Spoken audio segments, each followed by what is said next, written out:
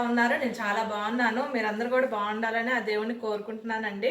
మా విశేషాల ఛానల్కి ప్లీజ్ సబ్స్క్రైబ్ చేయండి, లైక్ చేయండి, షేర్ చేయండి, బెల్ ఐకాన్ కొట్టండి.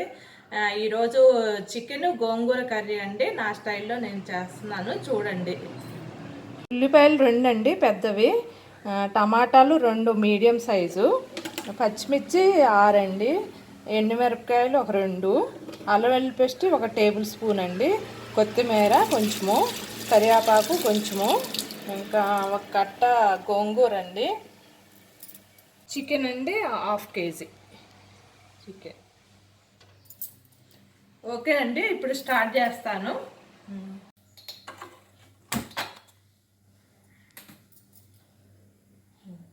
గోంగూర చికెన్లో ఎక్కువే పడుతుందండి, బాగా యాగాలి కదా 2, అందుకు. ఫస్ట్ ఎండుమిరపకాయలండి. గోంగూర చికెన్ కండి ఎండుమిరపకాయలు వేస్తే టేస్ట్ వస్తుంది. గోంగూర పులుపుకి ఎండుమిరపకాయలు కాంబినేషన్. ఉల్లిపాయలండి,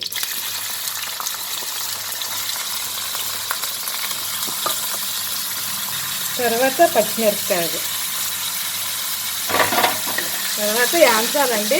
అది బ్రౌన్ కలర్ వచ్చేంత వరకు యాంచాలన్నమాట ఉల్లిపాయలు. ఆ విధంగా వేస్తేనే టేస్ట్ వస్తుంది చికెన్కి. 1 టీ స్పూన్ వేయాలా, సరిపడినంత, మళ్ళీ చూసి వేసుకోవచ్చు.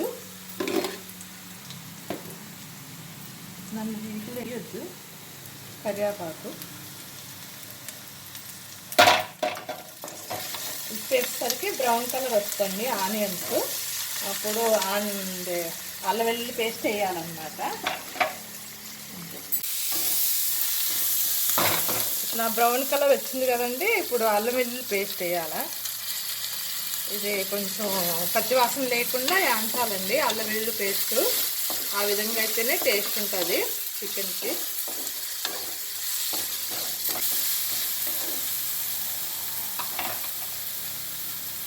వేగింది కదండి, వేగినాక టమాటాలు,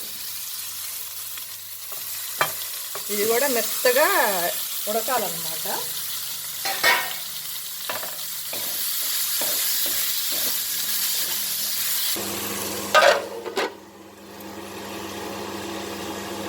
ఉల్లిపాయలు, అల్లం వెల్లుల్లి పేస్ట్, టమాటా ఈ విధంగా బాగా మగ్గినాకండి నూనె తేలిద్ది కదా, ఆ టైంలో చికెన్ వేయాలా.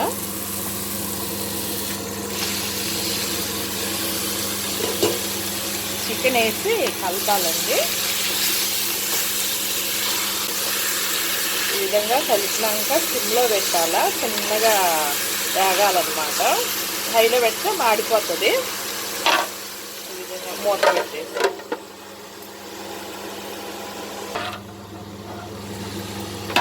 ఈ విధంగా వేగాలండి. మళ్ళీ నూనె తేలింది కదా, ఇట్లా తేలినప్పుడు ఉప్పు కారం అట్లా వేయాలా.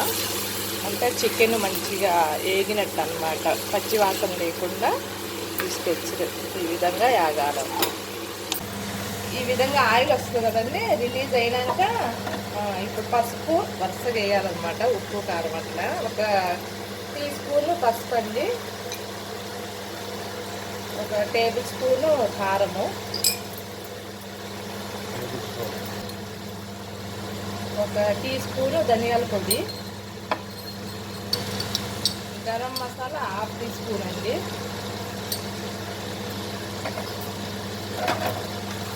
వేసేసి మంచిగా యాగనియాలన్నమాట. మసాలా కూడా చికెన్తో యాగాలండి.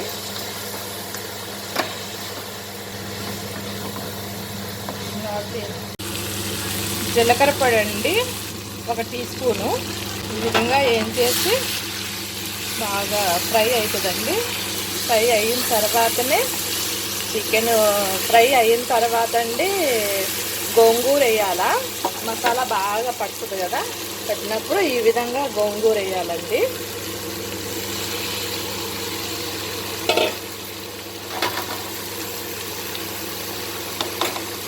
తర్వాత మూత పెట్టేయాలండి. గోంగూర వేసిన తర్వాత అండి ఈ విధంగా వచ్చిందనమాట.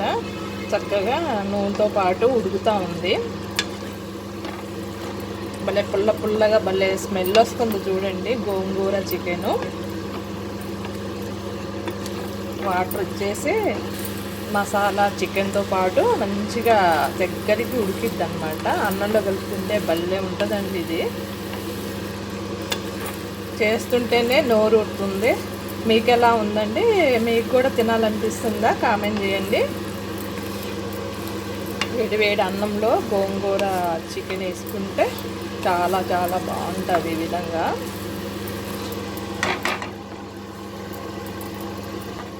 కొద్దిసేపు మగ్గనియాలండి, ఒక 5 నిమిషాలు.